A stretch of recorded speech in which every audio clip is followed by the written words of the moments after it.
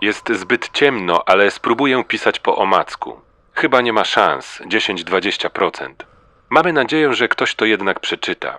Poniżej jest lista ludzi z załogi innych przedziałów, którzy zgromadzili się w 9 i będą próbowali wyjść. Pozdrowienia dla wszystkich. Nie trzeba rozpaczać. Kolesnikow.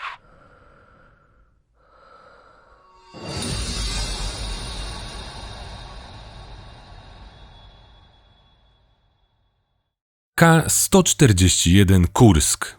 Katastrofa okrętu atomowego i wizerunku Rosji.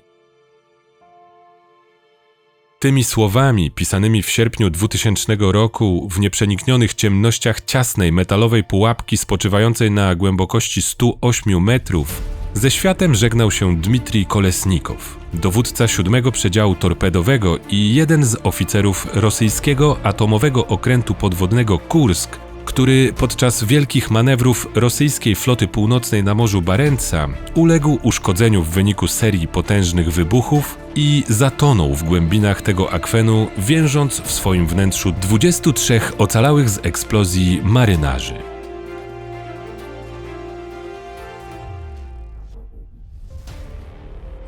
Okręt podwodny K-141 Kursk, potężna jednostka pływająca i duma rosyjskiej marynarki wojennej, w swój, jak się okazało, ostatni rejs wyszedł z bazy floty północnej w Widajewie 10 sierpnia 2000 roku, wykonując powierzone zadania w ramach ćwiczeń wojskowych.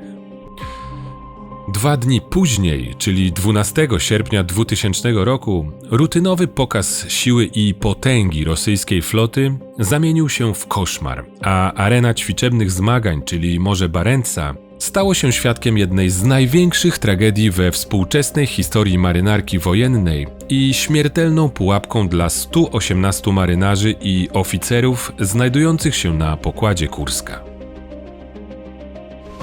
Gdy rozerwany eksplozjami kadłub spoczął na dnie lotowatego morza, a ocalali członkowie załogi być może mieli jeszcze nadzieję na ratunek, na górze po początkowym zaskoczeniu i zwłoce w działaniach, w kolejnych dniach zaczął się spektakl chaosu, dezinformacji i zaprzeczeń ze strony rosyjskich władz.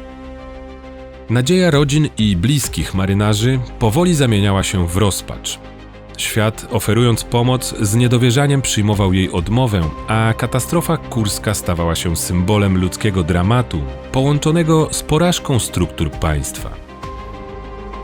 Dziś opowiemy Wam historię, która jak wiele innych budzi więcej pytań niż odpowiedzi. To opowieść o katastrofie, która na zawsze odcisnęła piętno nie tylko na rosyjskiej marynarce wojennej, ale i na wizerunku całej Rosji. Państwa, które nie pierwszy zresztą raz okazało się opieszałe i zakłamane wobec tragedii, stawiające własne interesy i polityczne kalkulacje ponad życie ludzi uwięzionych na dnie morza.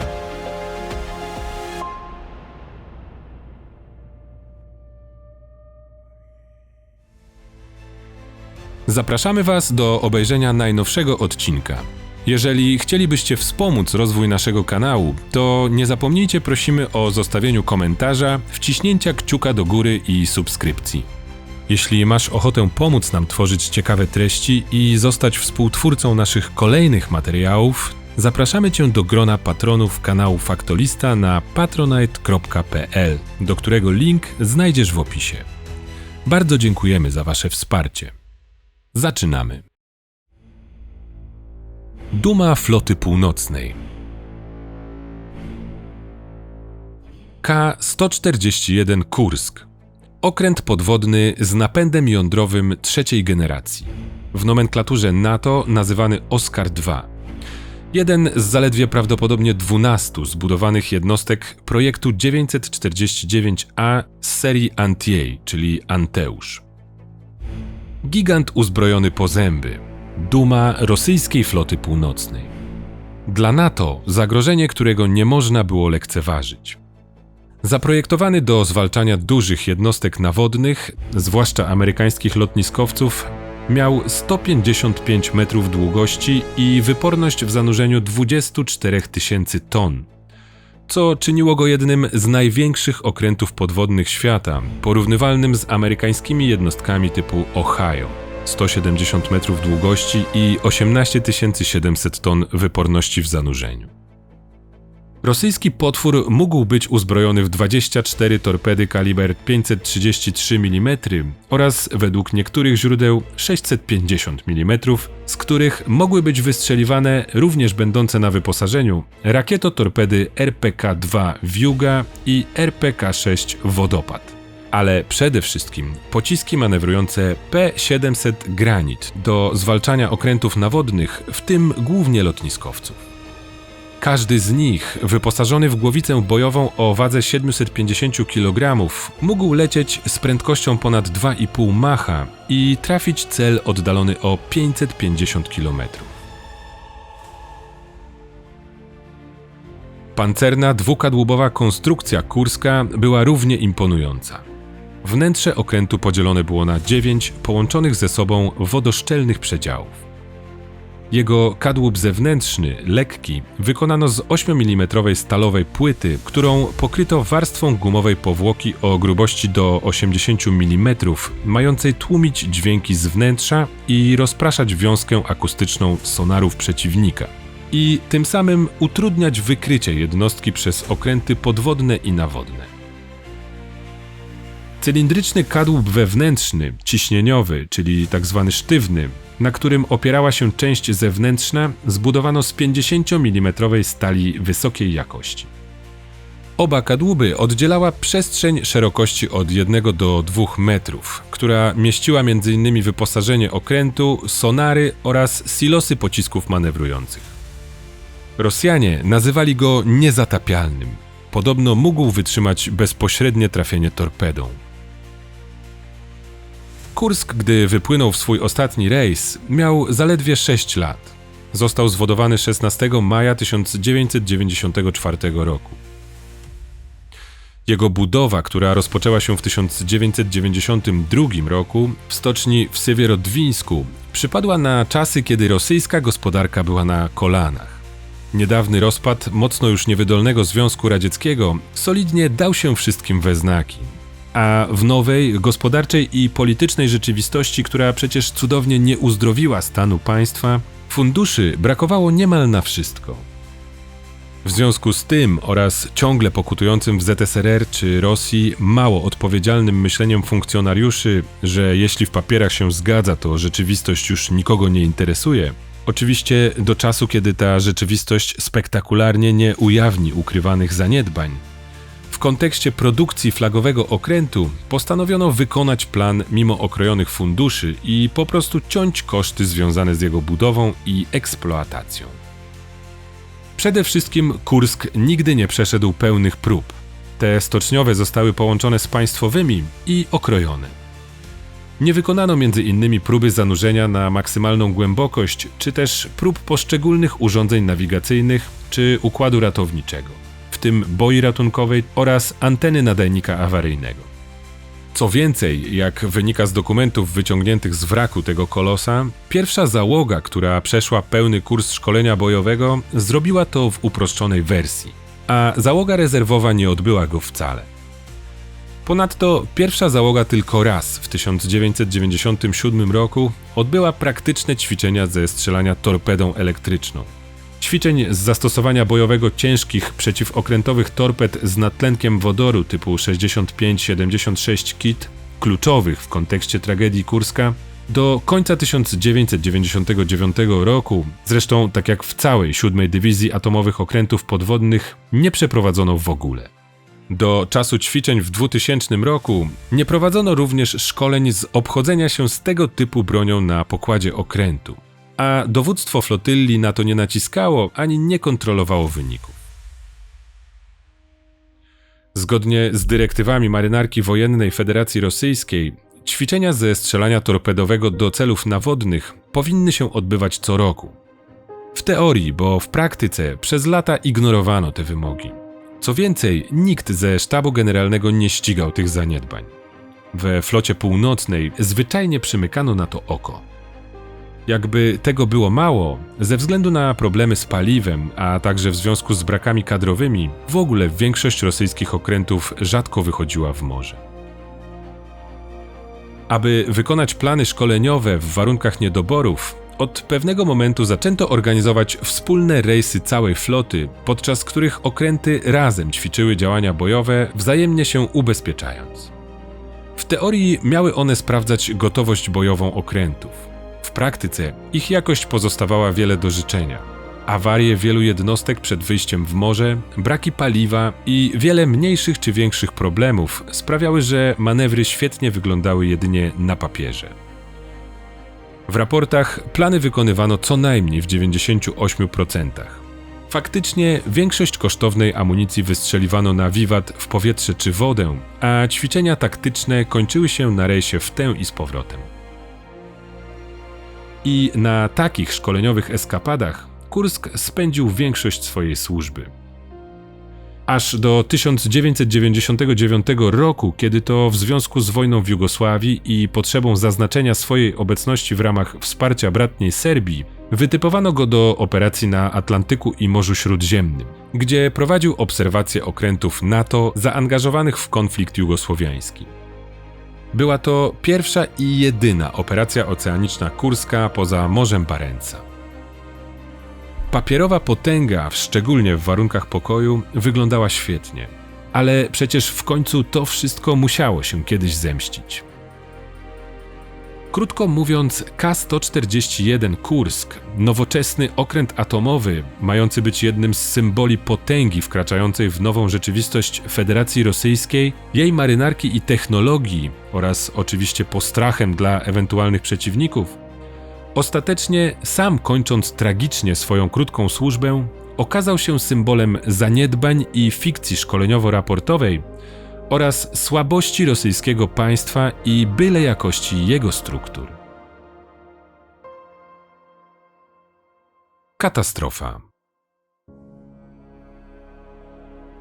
Kiedy w maju 2000 roku świeżo upieczony prezydent Federacji Rosyjskiej Władimir Władimirowicz Putin w trudnej sytuacji ekonomicznej obejmował władzę i rozpoczynał swój wieloletni proces przyspawywania się do kremlowskiego stołka, obiecywał między innymi odbudowę jakości armii i wzmocnienie jej prestiżu, co, jak wiadomo, szczególnie w warunkach ekonomicznych niedoborów, zwykle wzmacnia morale społeczeństwa.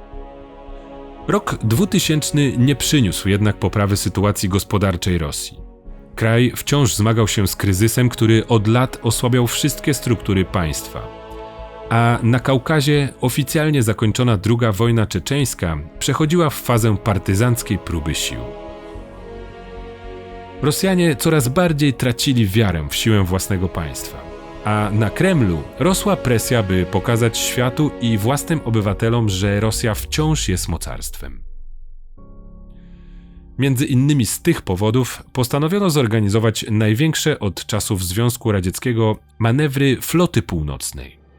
Ćwiczenia, które miały odbudować zaufanie wśród społeczeństwa, a w świecie przywrócić i ugruntować przekonanie o rosyjskiej potędze.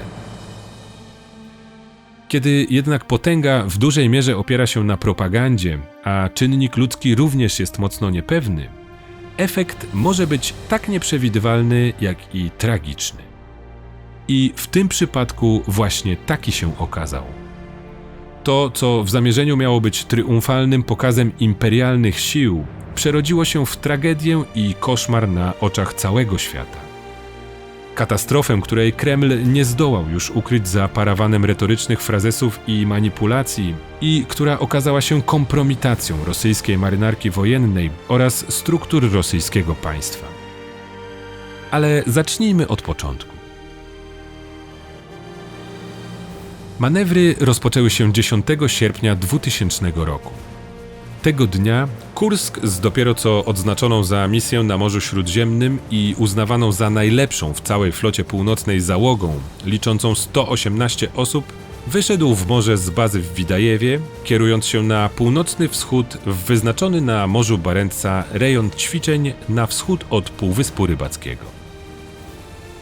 Tam, w ramach działań poligonowych dużej grupy bojowej Floty Północnej, według rosyjskich mediów ponad 50 okrętów i okrętów podwodnych, 40 jednostek wsparcia oraz około 80 samolotów i śmigłowców, prowadzonej przez flagowy okręt floty krążownik rakietowy Piotr Wieliki, miał wziąć udział w ćwiczeniach ze strzelań torpedowych.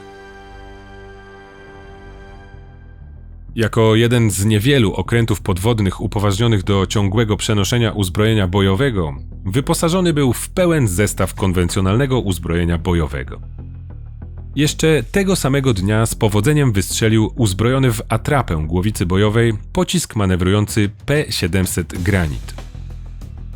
2 dni później K-141 Kursk w zaplanowanej operacji pozorowanego ataku na wrogi lotniskowiec dostał zadanie odpalenia 2 torped ćwiczebnych z głębokości peryskopowej do grupy okrętów nawodnych służących za symulowany cel.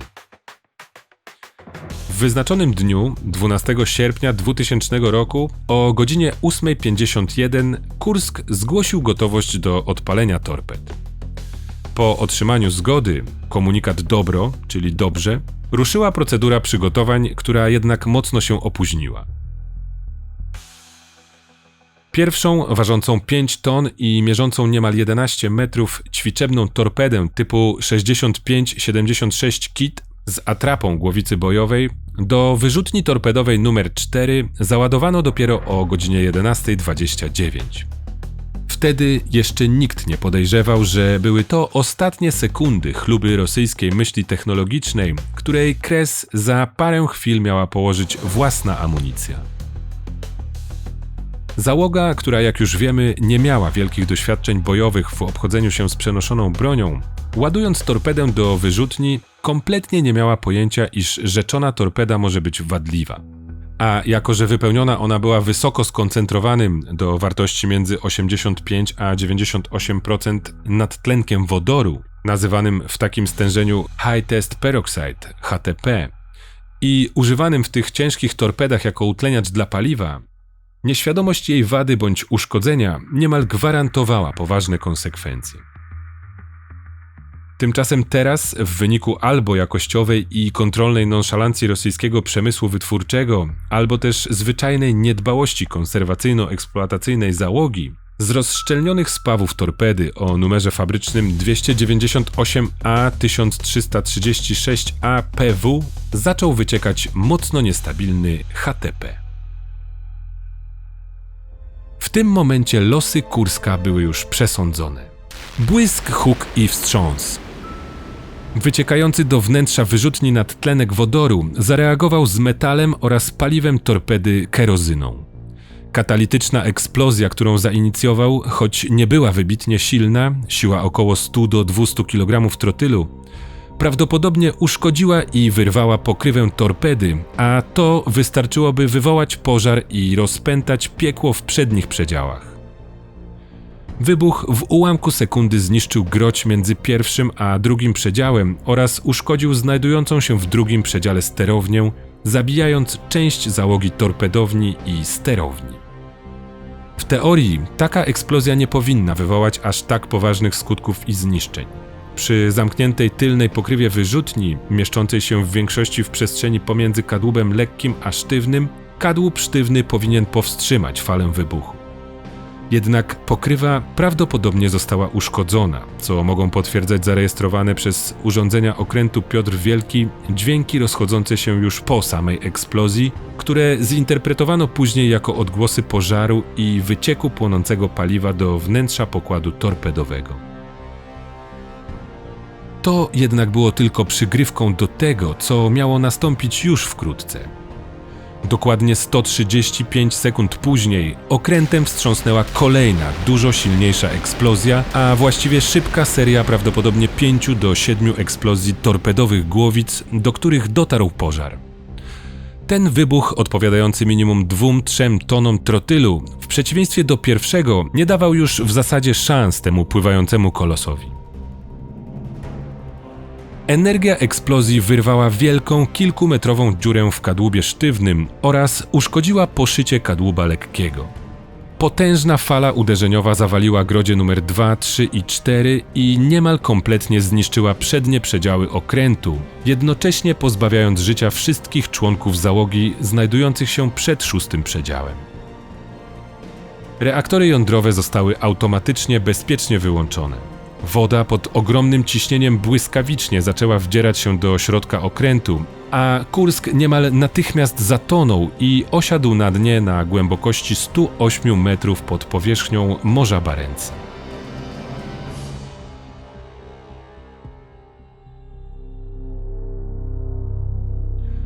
W ciemnościach przy spadającej temperaturze wewnątrz uszkodzonego kadłuba uwięzionych zostało 23 marynarzy, którym jakimś cudem udało się przeżyć obie eksplozje.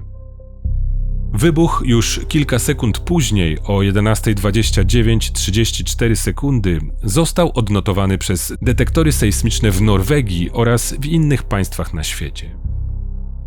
23 ocalałych marynarzy, pracujących w przedziałach 7, 8 i 9, to jest w sekcjach reaktora i siłowni okrętu, schroniło się w ostatnim 9 przedziale. Do dziś do końca nie wiadomo, jak długo udało im się przeżyć. Mówi się o 6 godzinach. Nie potwierdzono też, co tak naprawdę ostatecznie było przyczyną ich śmierci. Jedna z dramatycznych notatek napisana przez kapitana lejtnanta Sergeja Sadilenko brzmiała: w przedziale 0,23 ludzi, samopoczucie złe, osłabieni działaniem CO, kończą się B64. Przy wyjściu na powierzchnię nie wytrzymamy dekompresji, brakuje pasów, brakuje karabinczyków, pociągniemy jeszcze niecałą dobę. Najbardziej prawdopodobna, funkcjonująca teoria na temat przyczyny śmierci ocalałych mówi, że próbując w całkowitych ciemnościach załadować zawierający ponadtlenek potasu wkład B64 do chemicznego generatora tlenu RDU, marynarze Kurska upuścili go do zabrudzonej olejem wody. To doprowadziło do eksplozji, która z kolei wywołała pożar. Wybuch zabił prawdopodobnie najbliżej stojących, a wywołany pożar w mgnieniu oka pozbawił resztek tlenu tych pozostałych. Tę hipotezę uprawdopodobniają wykryte przy późniejszych oględzinach ślady oparzeń chemicznych na niektórych ciałach oraz popiół, kurz i osmalona stal na ścianach przedziału 9, które w tamtym momencie jedynie do połowy były zatopione w wodzie. Nieudolna akcja ratunkowa.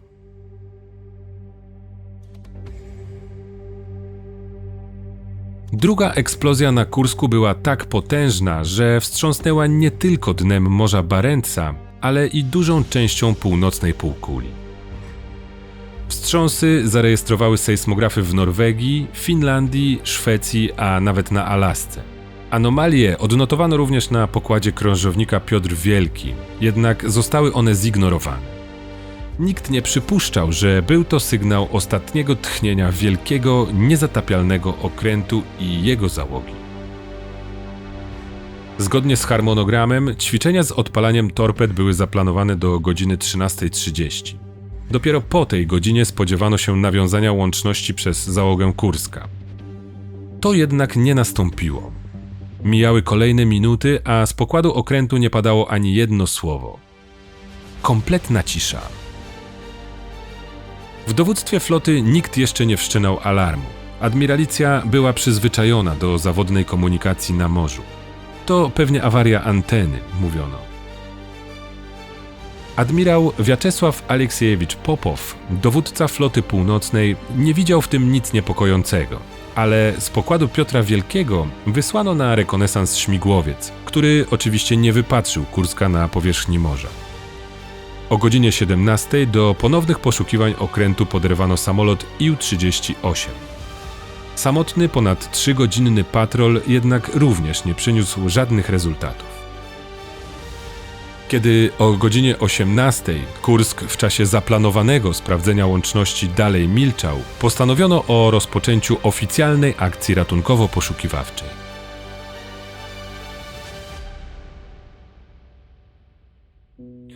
O godzinie 18:30 wysłano kolejne samoloty obserwacyjne. Żaden z nich jednak wciąż nie potrafił odpowiedzieć na pytanie, gdzie jest Kursk. O godzinie 22:30 ogłoszono już stan alarmowy i przerwano manewry całej floty północnej. Było już ciemno. Na poszukiwaniach Kurska wysłano od 15 do 22 okrętów z około 3000 marynarzy. 30 minut po północy w rejon poszukiwań z bazy w Siewieromorsku wyruszył także postawiony wcześniej w stan gotowości okręt ratowniczy Michał Rudnicki. Były transportowiec drewna i jedyna dostępna jednostka przystosowana do akcji ratowniczych pod wodą. Informacja o zaginięciu Kurska początkowo zatrzymała się na szczeblu floty północnej. Admirał Popow zwlekał z przekazaniem jej wyżej, a gdy wreszcie po około 12 godzinach od katastrofy wysłał raport na Kreml, minister obrony Igor Siergiejew sprawę zbagatelizował. Prezydenta Władimira Putina, który w tym czasie przebywał na urlopie w Soczi, powiadomił o problemach Kurska dopiero w niedzielę o godzinie 7 rano, niemal 24 godziny po eksplozji. Na nim również początkowo chyba nie wywarło to aż takiego wrażenia, gdyż na sugestię ministra nie przerwał urlopu i pozostał w Soczi, co zresztą później okazało się PR-owym strzałem w kolano dla świeżo upieczonego prezydenta Rosji.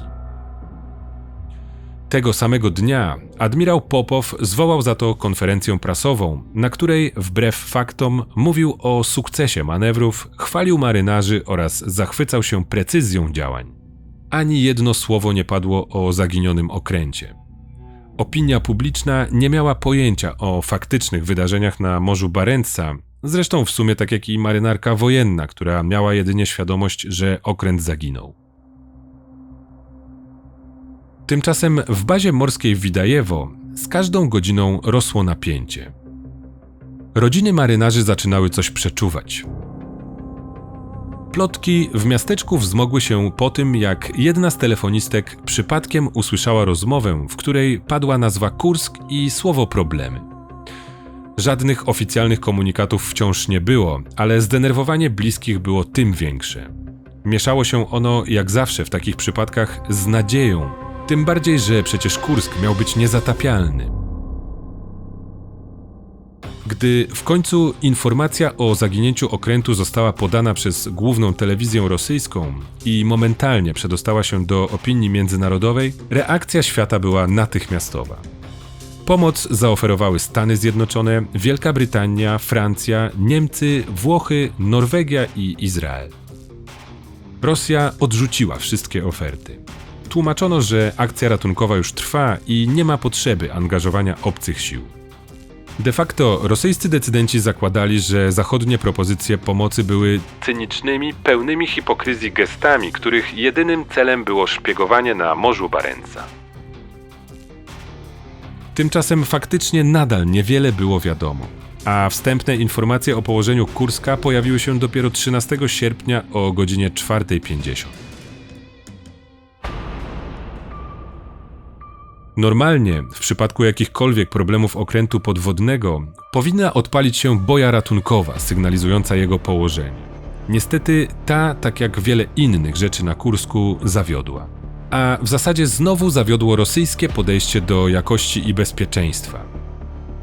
Jak podają źródła, została ona wcześniej na stałe przyspawana do kadłuba, ponieważ od początku zdarzały się przypadki, że samoistnie się odłączała. Chcąc uniknąć przypadkowego zdradzenia położenia, zamiast porządnej naprawy wydano rozkaz przymocowania jej na stałe. Tak maskowano błędy, nie zważając na bezpieczeństwo i życie marynarzy. Teraz, aby zlokalizować wielki atomowy okręt podwodny w czeluściach Morza Barentsa, działano niemal po omacku. Załoga Piotra Wielkiego bardzo późno wykryła pewne anomalie, które mogły świadczyć o obecności okrętu na dnie morza. I dlatego dopiero o godzinie 9 we wskazane przez nich miejsce przypłynął okręt ratunkowy Michał Rudnicki, wyposażony m.in. w batyskafy ratownicze AS-34 i AS-32 oraz dzwon nurkowy. Zaczęła się akcja ratunkowa, ale prowadzone w jej ramach działania przyprawiały obserwujących ją z innych okrętów oficerów o niejeden siwy włos.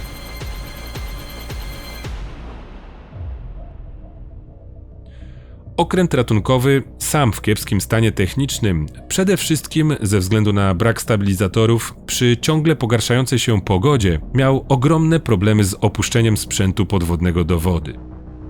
Kiedy to dopiero po godzinie 17:30 po wielu próbach się udało i godzinę później batyskaw odnalazł wrak Kurska pod wodą, nawet nie zdążył podjąć działań, zaliczając kolizję ze sterem okrętu i musiał wrócić na powierzchnię w celu naprawy. Kolejny, wysłany na dno o 22:40 batyskaw AS-32 w wyniku błędnie podanych przez załogę Piotra Wielkiego współrzędnych, do czasu wynurzenia o godzinie 1:00 nad ranem 14 sierpnia nie był w stanie odnaleźć poszukiwanego okrętu. W tym czasie na miejsce akcji ratunkowej dotarł holownik Nikołaj Cikier, który za pomocą aparatury do robienia zdjęć głębinowych dostarczył pierwsze obrazy Kurska. Widoczne uszkodzenia nie napawały optymizmem. Wbity w gliniaste podłoże dziób okrętu był niemal doszczętnie zniszczony aż do kiosku. Wysunięty peryskop mógł wskazywać, że katastrofa musiała się wydarzyć na głębokości mniejszej niż 20 metrów.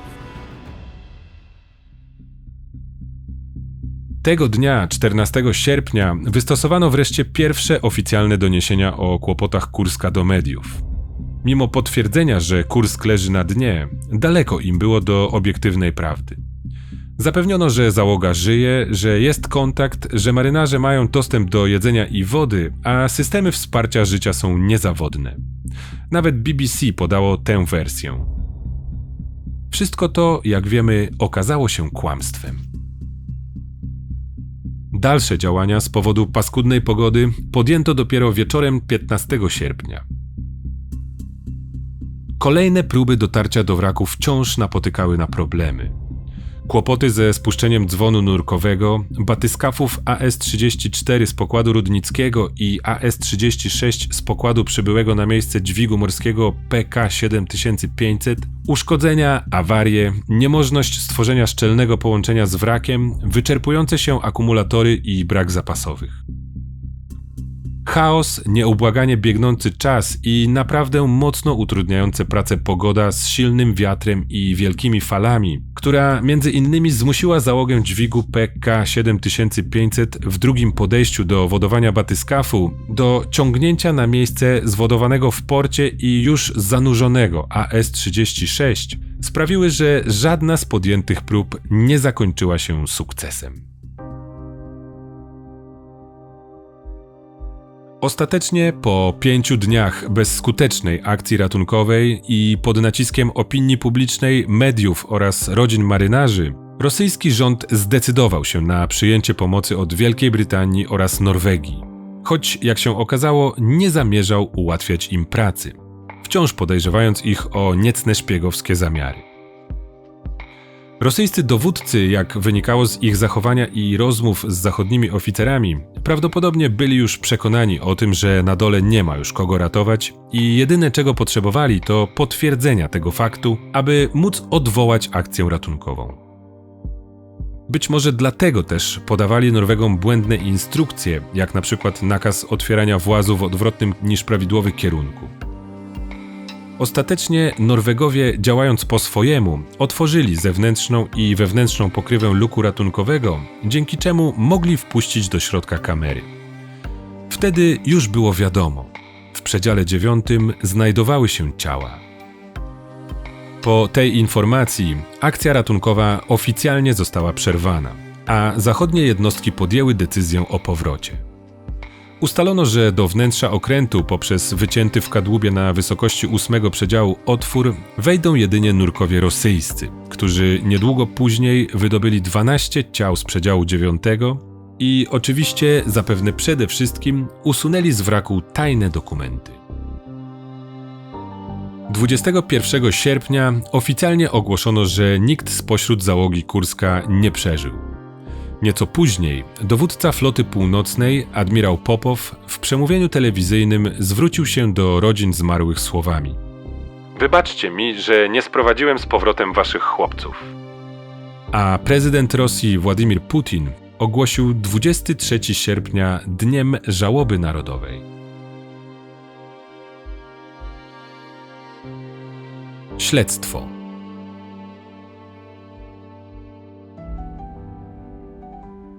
Kiedy już odnaleziono wrak Kurska i wiadomo było, że wszystko skończyło się źle, rozpoczął się kolejny akt – walka o prawdę. Już pod koniec sierpnia 2000 roku oficjalna rządowa komisja ogłosiła, że katastrofę spowodowało silne, dynamiczne uderzenie zewnętrzne. Mogło to ponoć oznaczać m.in. zderzenie z miną z czasów II wojny światowej, kolizję z zagranicznym okrętem podwodnym lub dużą jednostką nawodną. Pojawiły się sugestie, że manewry były monitorowane przez dwa amerykańskie okręty podwodne USS Memphis i USS Toledo oraz okręt brytyjski HMS Splendid, co oczywiście sprowokowało do tworzenia teorii, jakoby to jeden z tych natowskich okrętów brał udział w katastrofie. Pojawiły się nawet zdjęcia satelitarne przedstawiające Memphis w norweskiej bazie w Bergen. Rzekomo miał się wynurzyć po kolizji, by dokonać napraw. Problem w tym, że nigdy nie potwierdzono autentyczności tych zdjęć. Obserwację rosyjskich manewrów przez USS Memphis potwierdzał niejako artykuł w New York Times na ten temat. Jednak mimo odmowy komentarza przez Departament Obrony, nieoficjalnie Pentagon zaprzeczył, by ich okręt odniósł jakiekolwiek uszkodzenia. A przecież byłoby to niemożliwe, gdyby brał udział w katastrofie przy takich uszkodzeniach Kurska. Przewodniczącym komisji badającej przyczyny katastrofy został wicepremier Ilija Klebanow, jednocześnie szef przemysłu zbrojeniowego. To on odpowiadał za decyzje związane z uzbrojeniem marynarki. To on, mimo że część oficerów ostrzegała, że to tykająca bomba, forsował torpedy napędzane nadtlenkiem wodoru.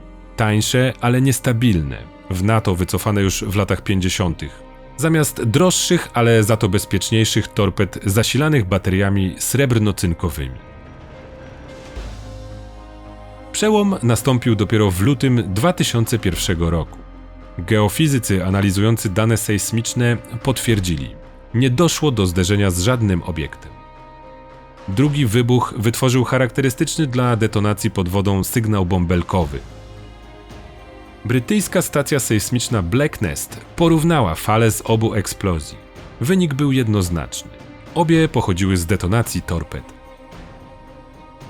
W lipcu 2002 roku, 2 lata po tragedii, rosyjska komisja rządowa oraz prokurator generalny Władimir Ustinow ogłosili oficjalnie: Kursk zatonął w wyniku eksplozji nadtlenku wodoru w torpedzie znajdującej się w 4. wyrzutni torpedowej. Raport liczył 133 strony. Do wiadomości publicznej udostępniono 4. W tych kilku ujawnionych fragmentach padały mocne słowa. Oszałamiające naruszenia dyscypliny, przestarzały sprzęt, zaniedbania, niekompetencja, złe zarządzanie. Dodano też, że akcja ratunkowa została bezzasadnie opóźniona.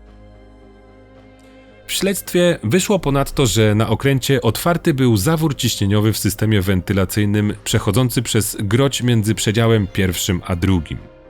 Ta typowa na rosyjskich okrętach praktyka, mająca na celu zmniejszanie nagłych zmian ciśnienia przy wystrzeliwaniu torped, tym razem okazała się śmiertelna.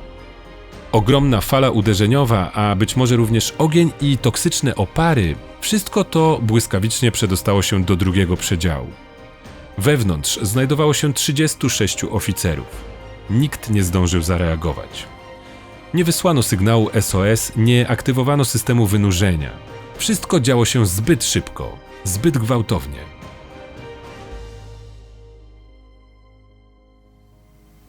W miarę postępów dochodzenia na jaw wychodziły kolejne niepokojące odkrycia. Jak to, że oficerowie zatwierdzający użycie torped z nadtlenkiem wodoru działali niezgodnie z przepisami, a niektóre komponenty torped miały ponad 10 lat i dawno przekroczyły okres eksploatacji.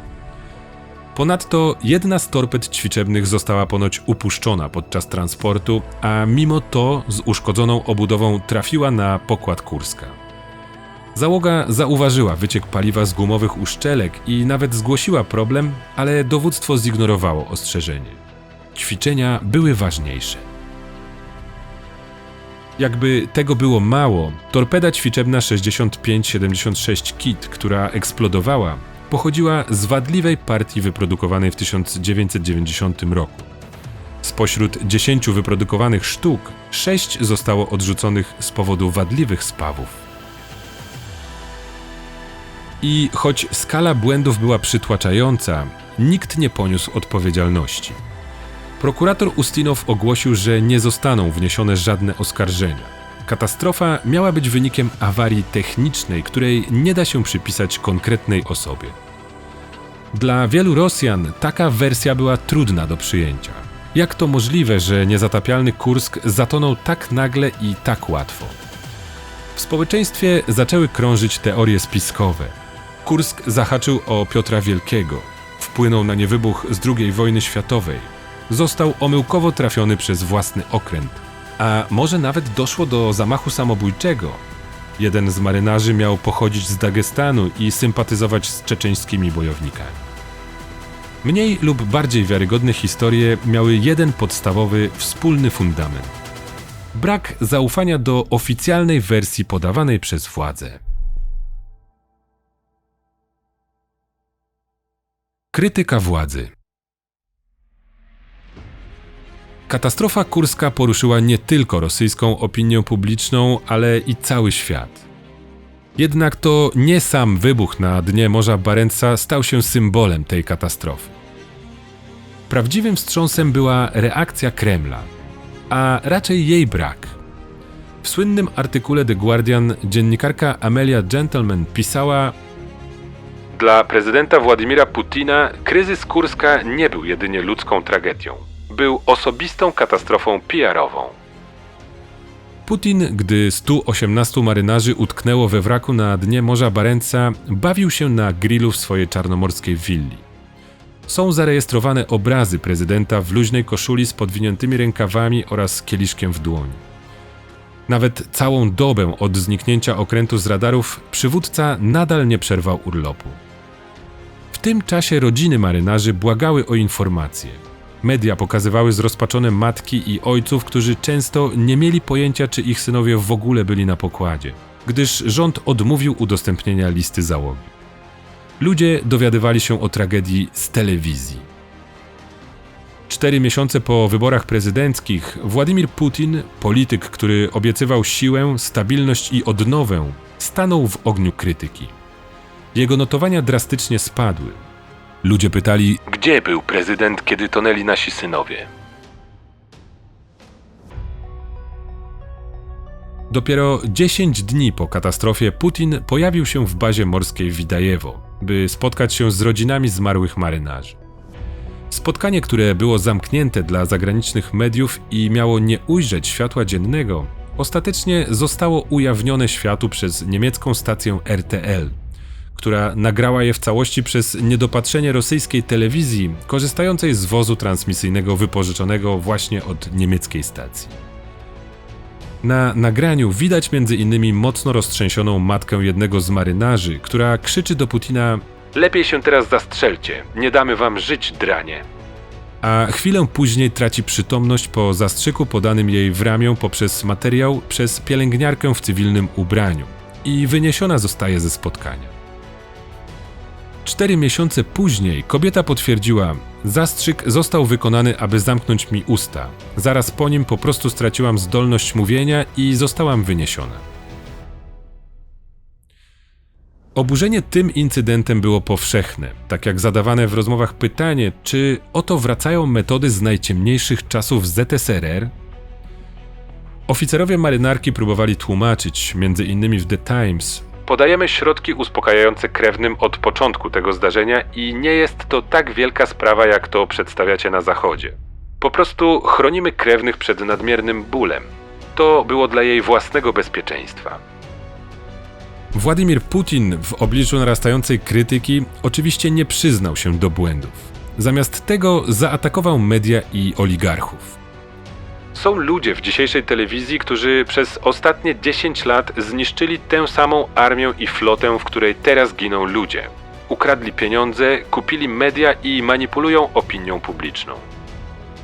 Na zakończenie dodał dramatycznie: Oni kłamią, oni kłamią, oni kłamią. Rok po katastrofie Putin wypowiedział słowa, które miały złagodzić atmosferę, ale ich ton był chłodny i niemal cyniczny.